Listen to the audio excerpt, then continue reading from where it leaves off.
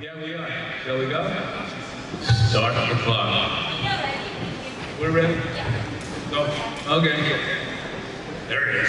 It's official now. Okay. First of all, welcome to, really it's the first world, we like to think of it actually as the world's first dedicated real estate blockchain conference. It's a extension of one we held as a carve-out in June with the Open Blockchain Forum, and it was quite successful.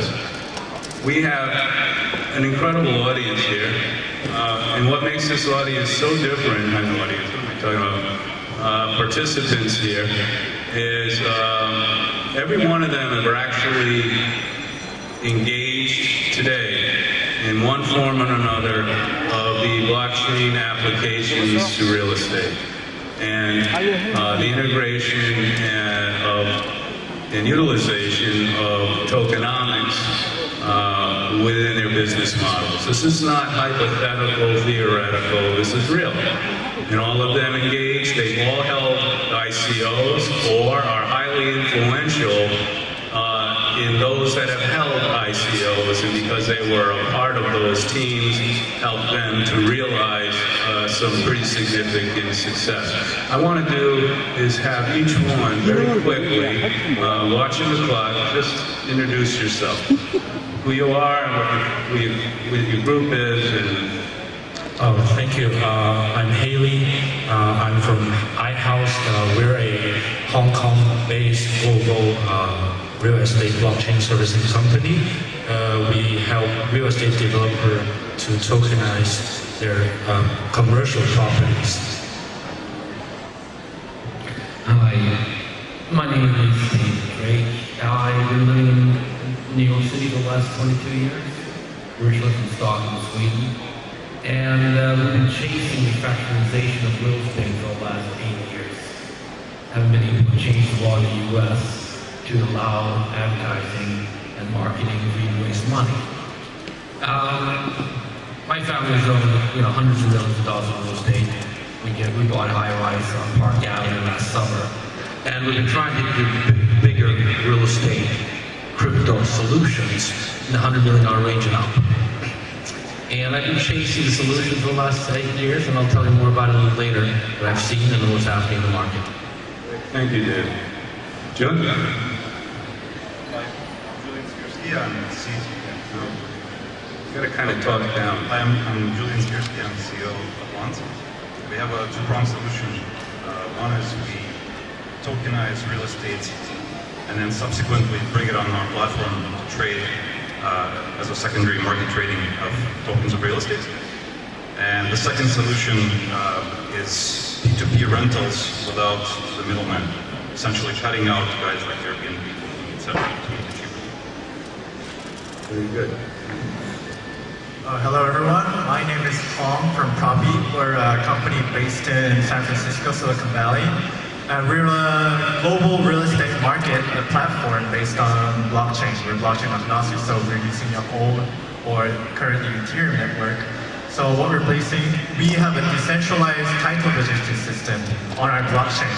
So actual transactions of real estate can happen on our platform without having to go to the municipal title registry offices on your in the global scale. So we have MOUs or a partnership with local governments like Ministry of Law, Ministry of Land Registry, and for Korea it would be MOLIT. So we're gonna tackle the regulatory aspect first to make the actual global market happen. Thank you. Okay, great. So, most on this panel are not, as I say, I would say they're advanced startup. Is that fair? Okay. Meaning they're actually applying their business models. They've raised capital, so you all want to know these guys because they've actually done it. Or, as I said, in the case of David, he's been highly influential in the successful raise of tens of millions of dollars, if not higher, in ICO events. So let me go. One of I'm sort of hearing here on two sides, Haley and Julian. Julian, you're looking to go towards a more securitized token. You're looking to actually monetize or tokenize the assets, right? And you've got some pretty significant hurdles ahead of you, right? But you have raised capital, like 30 million or something like that, which is not a small number. Congratulations on that. Okay, Haley, same on your side of this table. You've actually gone 27 million. You also have as I read in your white paper, you also have a securitized long-term goal. Your long-term goal is a securitization, is that right? Yeah, that is our long-term goal. ATLANT 코리아 사무국에서 안내 말씀드립니다. 잠시 후 1시부터 ATLANT 콘퍼런스에서 글로벌 부동산 시장 핫 이슈 분석과 전망이 시작될 예정입니다. 다시 한번 안내 말씀드립니다. 잠시 후 1시부터 ATLANT 컨퍼런스룸에서 글로벌 부동산 시장 핫 이슈 분석과 전망이 시작될 예정입니다. 참가국의 여러분께서는 많은 참여 부탁드립니다. 감사합니다. 배가 고파요. 또. Okay. Alright, let's go with it. Okay. Okay, but I heard a very similar theme between the two of you. You also seem to be talking about somehow token as a sort of first step, tokenizing entitlement, tokenizing using right. User right, which is an entitlement, okay? In the rental space, is that right? Yes, more specific, we're trying to tokenize the using right of commercial real estate. Commercial, what does that mean? So, for example, there are a couple of ways of doing that. Number one is similar to time sharing, where we can tokenize the usage right of one room per night and make that circulate on the blockchain and freely transacted. On the another version, it could be tokenizing, I would say it's called discount membership, where it could be based on the floor size of a property. Let's say instead of owning... That's kind of where I wanted to go. We only got so much time, so now I'm hearing kind of a similar story here. As a first step, you're not actually securitizing anything right now. You're going to a first step of tokenizing some sort of use right now. So Airbnb and that sort of thing. Did I hear that right? We actually have two. I want to start with this one. Right. The one you can do now. One is more the longer term goal because you've got regulatory issues to overcome.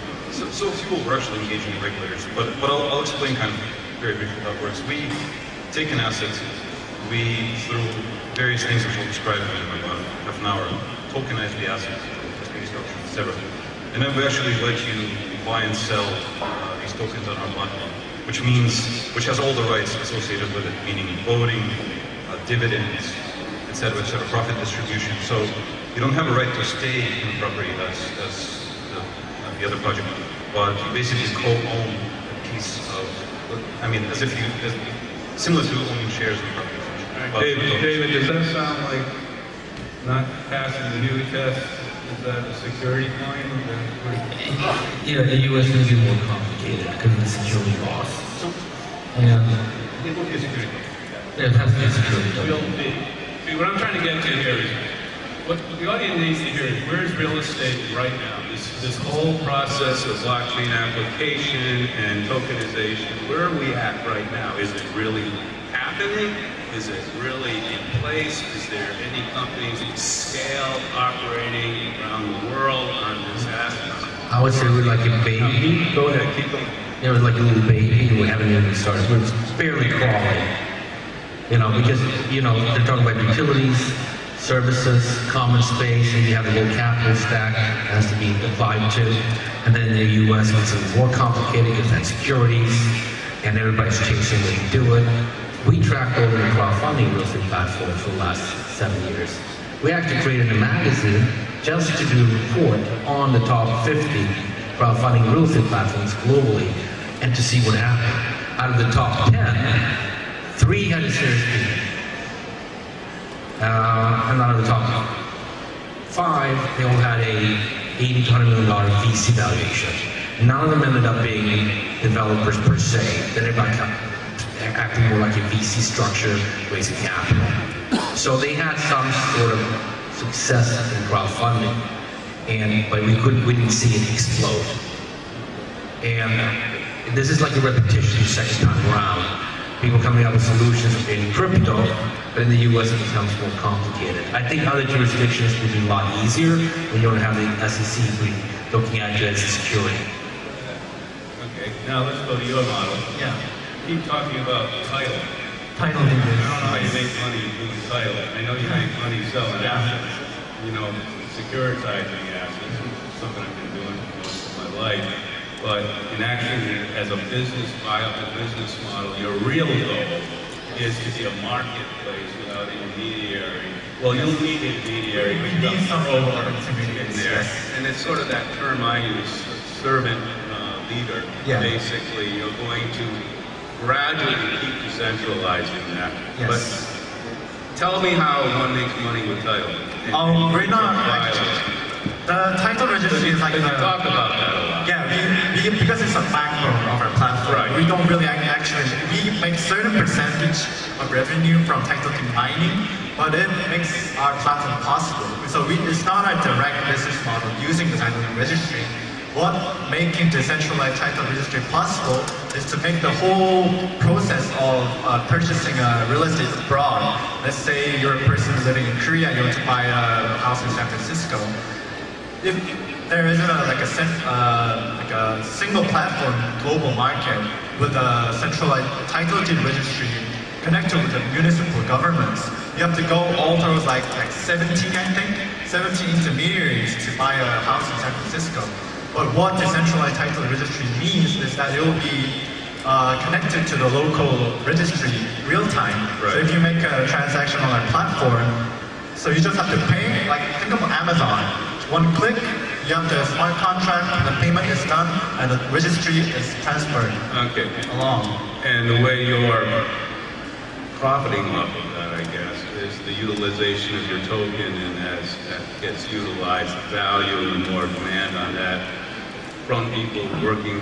At this moment, you said mining as opposed to when you're...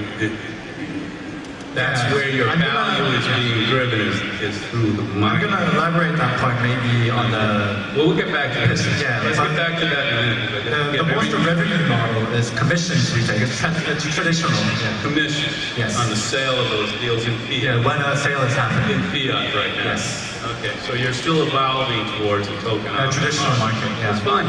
This is important. It is viable. Let's go back to the securitization, all right? What do you think the timeline is?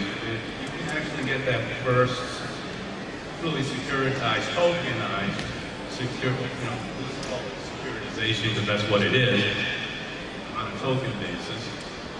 When do you think that happens for you?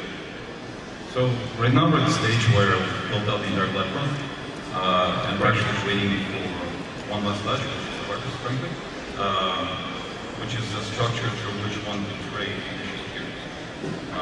We're right now working with several different, I don't want to say right now because there are lots of competition, but we're working with several different players that have a license partner, and also working on getting our own. So I can't commit to timeframes, but I'm thinking, perhaps in the second half of the year. That being said, plus or minus, Sure. But another part of our platform, which we sort of touched upon, which actually doesn't require any licensing, is the P2P rentals. Which is something we would like to roll out before next year. All right, but there's a lot of I see a lot of white papers going on. I see sort of a phase one. This is what we want to do eventually, and this is what we're going to try to do right now. Okay, and how does that play with investors? Like, this is what we want to be, but this is what we're going to start with. I worked with Caviar, I worked with Propy, we advised you to in the past. I looked at all these platforms. I think we have a long way to go. Because you got to remember, you lose 95–98% of the crypto buyers because they can't relate to, title or a rental income peer-to-peer lending, hard money lending solution. And I think we should learn from the download crowdfunding days what worked, what didn't work.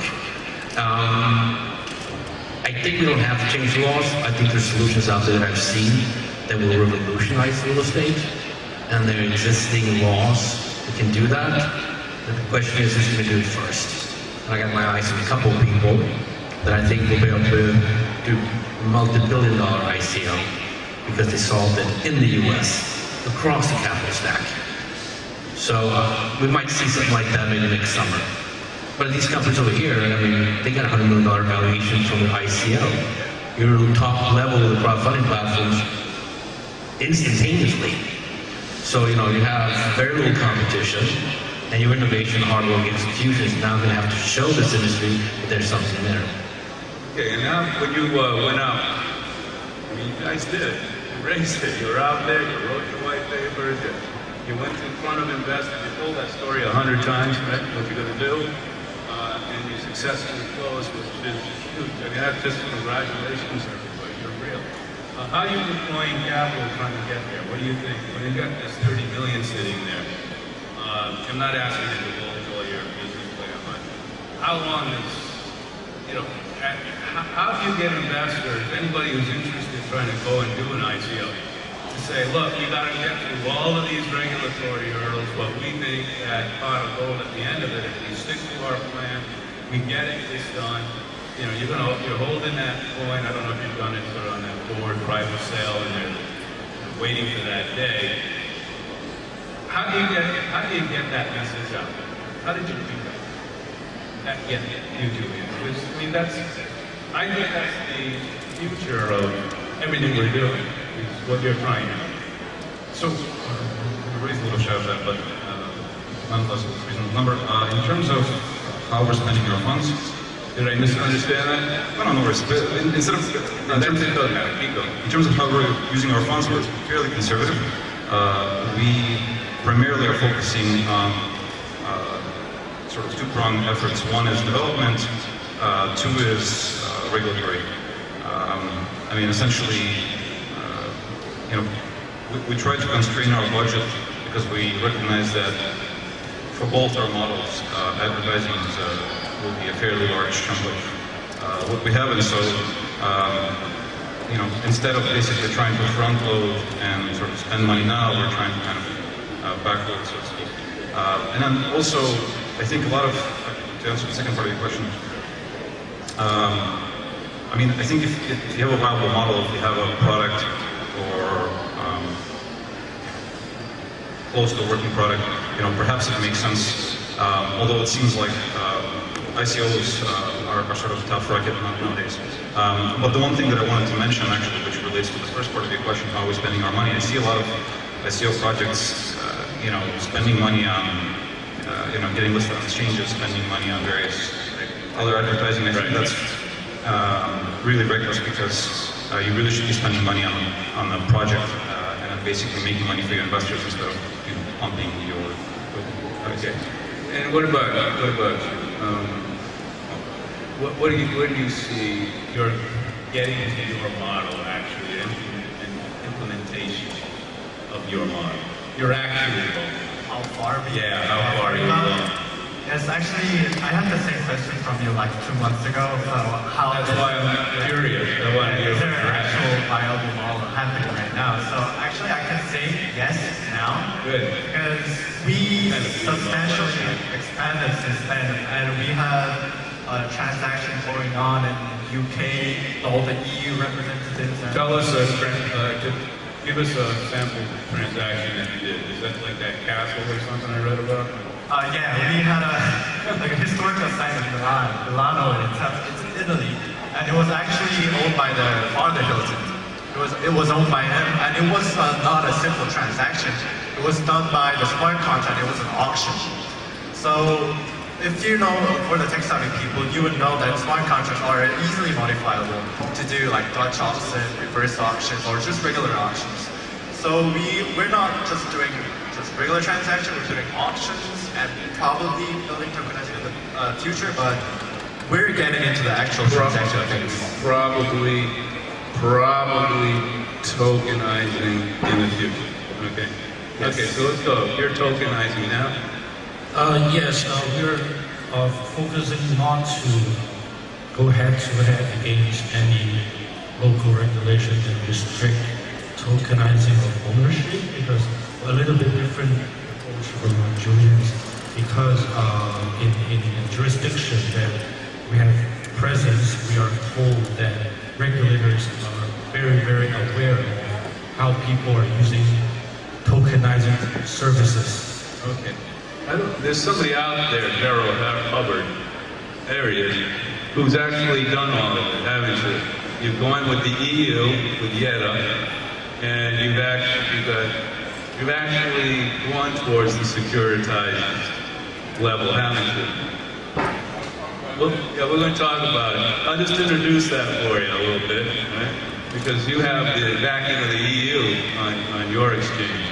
Now, David, let me get back to this, but I think that's the whole nuts and bolts of what we're trying to do, isn't it? The tokenization is we really want to get to the securitization, right? I mean, what is everything? I see so many real estate ICOs trying to get out there right now, okay?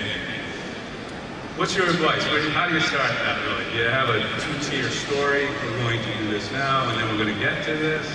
On the U.S., you have to, and there's no secondary market there yet. We have a broker-dealer in L.A. We have an exchange launching in Malta next week. For the U.S., we apply for an ATS, alternative trading system, to be able to do crypto, but that could take 3 months, could take 7 months. Everybody's waiting to be able to properly launch. When we were working on the Plaza Hotel in New York City, one of the most famous hotels in the world, I was leading on how to tokenize the company structure to review if it's possible. I'm sorry, why don't you talk to you about, so you're talking about the Waldorf right now, right? Your deal there? The Plaza Hotel. Yeah, the Plaza, right? Okay. Take us through that deal you tried to get done. It's interesting because as we've progressed reviewing it in February, March, April, to figure out how to create a tokenization portion of the Plaza Hotel in Manhattan on Central Park, we actually started talking about using common space and tokenizing the common space by square inch in the building. And we figured it was about 260,000 square feet common space. The whole property, which is very famous in all the movies, is about 714,000 square feet gross. And there's 282 hotel units. 130 are hotel rooms. 152 are transient hotel room condos. Kind of awkward. You can buy them, you can stay in them, but you can't live in them. Yeah, bizarre. And if you wanted to live there, you would have to pay, taxes and everything else, like a normal tourist. So there's 52 of those units were sold. 100 of those units were unsold. So there were conversations, okay, well, we could tokenize selling those units as a fractional ownership down the road. Timeshare, potentially. Yeah. So that was one aspect of it. The hotels have a lot of unused space. There's a room behind the Palm Court, which may be 5,000 square feet, just sits there empty, used maybe 10 times a year. There's a club-approved space in the basement. It's been sitting empty for almost 10 years, since the Israelis condoed the building. They condoed it, I think, in 2006. Of course, it was a very complicated deal, because you have Bin al-Talal from Saudi, who owned a piece of it. Ashkenazi had a piece. The Sahara Group from India had the majority piece. And the Qataris had a note. The deal closed about 3-4 months ago, but the Qatar picked it up and now own it fully out. So yes, initially we talked about common space. We definitely were going to do something with unsold condos. There's 100 of them, and they were valuable. And then we had a lot of unused space in the building. And then there was cash. There was an asset-backed token that was going to be offshore. Let's go back to you now. Have you got it on your initial phase? Have you worked a transaction? Completed it at this point? We work through transactions on our definite, basically make sure that everything's working. Again, how long have you when was the point of your ICO? This year was last. It ended, I believe, September. Or sorry, yeah, last year. You've been working it about a year. Perhaps a little later. Yeah, a little shy of a year. So I mean, again, we're ready to bounce. Basically, we're waiting for that. I mean, of course, we can launch it, but we would be in breach of regulations potentially we're doing it. So we're trying to be completely compliant with securities regulators, and then because we'll be issuing security tokens for each asset. And so we're basically trying to sort of either JV or receive the requisite license. Which country or jurisdiction are you focused on as thinking you might be able to get past that? I mean, earlier rather than later. Not so much past, but to actually get the licensing. I don't want to be explicit because there's quite a lot. All right. Okay. Is it a European? It's European. We're focusing on a couple of European countries. Okay, that's fine. That's understood. Are you facing any issues like this? Because you're not. You're a service provider, right? You don't have all those. Regulatory rights? Yeah. Actually, we were very much focused on the legal-wise regulatory municipalities because to make the whole transaction decentralized and automated, you have to have approval from the municipality or government. So actually, our proof of concept pilot transaction happened, I think it was last September with the Ukrainian government. So we had the MOU with the Ukrainian, I think it was Ministry of Law, to get the local registry onto our blockchain. So we made a first transaction last September, and after that, we passed 2 bills in Vermont and California regarding like blockchain regulation and using public data through blockchain. So we did a great role in passing that, and actually the Vermont governor signed it. And we made several transactions in Vermont both as a proof of concept and an actual transaction. Right. Following by Spain, Dubai, we're an advisor for a company that advising the UK government for blockchaining the title registry system. So we're getting on track. All right. Now, Dave, with all this ecosystems and all the tokenization issues, and I just can't stand the term DApp. To me, it's like a really degrading term. I don't know where it came from. We call it an alliance partner within a common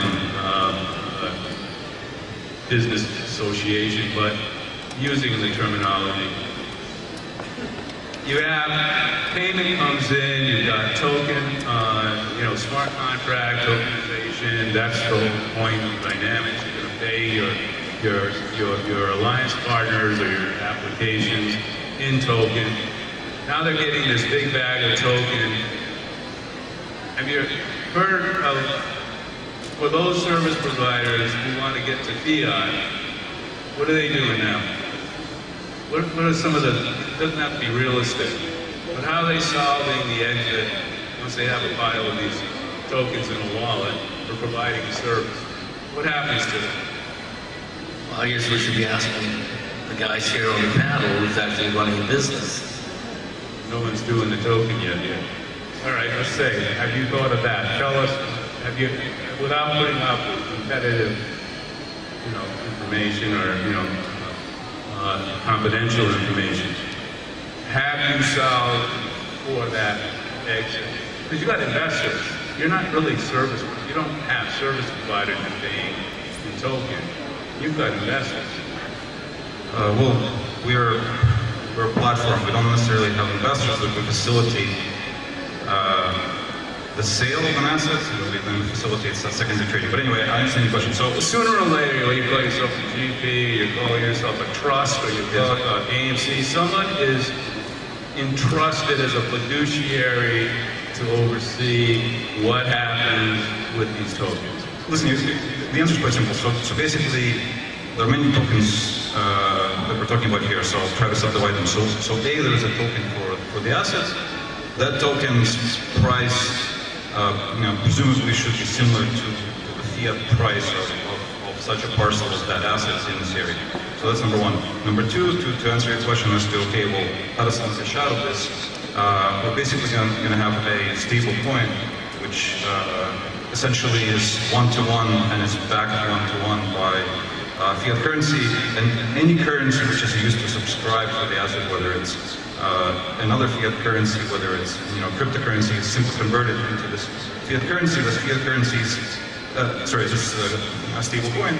The stable coin is collected, and then once the asset is sold, the seller receives a stable coin which they can convert one-to-one to fiat currency in the bank. And so the important thing for us is we're not crypto anarchists. We realize that basically crypto community is fairly small, and so we want to make it friendly both to people who have no idea what crypto is and people who are crypto enthusiasts alike. And so you can use fiat and use crypto, it doesn't matter in themselves. All right, what about, because you are using service providers within your, right, eventually, brokers, others, Yes. within your ecosystem, they're going to be receiving, I guess, Propy tokens for their... Oh, they're going to be taking fiat commissions. So all fiat. Yeah, we don't try to make it too complicated. Figure out what the crypto side of this is. Yeah, the crypto side of our business model is just for utilizing the blockchain itself. We don't want to make it complicated for the general public. We want to keep it simple, stupid and simple. So, all right, let me go to you, David, because you're this, isn't it? You're a tokenized model. Yes, we're tokenizing model and you transaction. And then you have an ecosystem of people you work through, companies you're working through, who take those tokens. So I will say this, a real estate developer who has conversations with us, gladly they believe in blockchain and they have some basic knowledge about both cryptos and the technology itself. So I would say they are more of a front runner as opposed to their peers. And in terms of the, I would say, common problem that other people face with blockchain and cryptos, they're okay with it as long as we're helping them to solve a larger problem with the blockchain technology. I mean, I'll make comment to what I did make comment to earlier. Ours is all service provider. Our system does rely on a pure tokenization, tokenomics internally. One of the things we really had to analyze and really work at, and parts of it are similar to where you're going. We have to make sure those service providers within our ecosystem, within our global community, can exit because they got to pay for things. They got to pay for taxes and salaries and rent and other things, right? And so we have to solve for that. We spend huge amounts of time solving for that exit. Creating the infrastructure for a real exit as part of our narrative, or if you're coming in, there's a way you can always get out. In Weekly, we have an old saying, David, if you can't eat, you can't eat, if you can't eat, you die, right? So that system has to work, right? So what I'd like you to do, because I look at you as sort of the sage of this industry, all right? You're seeing this new model now of developing of real estate. Okay, tell me what you think the next 1 year looks like for real estate blockchain acquisition. We're going to see a plethora, and this is a tough environment. Investors are pretty savvy at this point. The big frenzy seems to be kind of spent. Are they all looking and waiting for the next Hosanna, or what? I think the companies we have here today, they're going to make a difference in the future. I don't think we're going to see new companies, that many of the new companies is going to be as successful as the rush we had. And, the fintech, real estate tech industry in general, there's not that many players. It's a small environment already. It's like chaos. It is chaos. Trying to come up with solutions, but they can't get through the doors. Yeah. Is that right? Yeah. Well, you deal with owners of real estate who's had it for 20, 30 years, and if it's not broken, why fix it? Right. And most of these things are not that broken. Right. Right. The capital markets is. I think the displacement would be, I'm working with Velocity Group in New York. They do the matchmaking for OTC, and they do the matchmaking for changes, and not crypto changes, but equity and commodity changes. The displacement will really be in the real estate investment trust space. Because right now, the family offices and the private and public REITs in the U.S., they have to pay hefty fees to broker dealers. Like as I said before, we own one. And that's what they want to displace because they have a stranglehold on the distribution for funding for REITs in the US. And there are a couple of places, certainly high tech, already operating businesses, as I said, that have solved and seen the opportunity in this space. And a couple of Chinese billionaire families that actually are involved in that too. Okay. Okay, so it's getting a signal that it's time to wrap up our panel. But I guess I can make a sort of summary statement here. Is everyone in this panel knows what the challenges are. We're all pretty smart people. We've been working our business models for quite a while at this point. We've been building our infrastructure up. We know what the barriers are, but barriers are meant to be broken. That's what makes an opportunity. You can't own the capital unless you break down the gate. Okay? And that's what we are. We're going to break down the gates. Some of the numbers, the magnitudes of numbers I use just to give a sense of the opportunity. And I didn't hear my last little speech there, but the top 15 real estate service companies generated $1.5 trillion in transactions. They generated, and out of that, the top 5, CBRE, JLL, Colliers, Cushman, and one other, Seoul, accounted for 78% of those revenues, $44 billion, and 72% of those transactions. And that's what you call an intensely centralized model. It's 40 years old.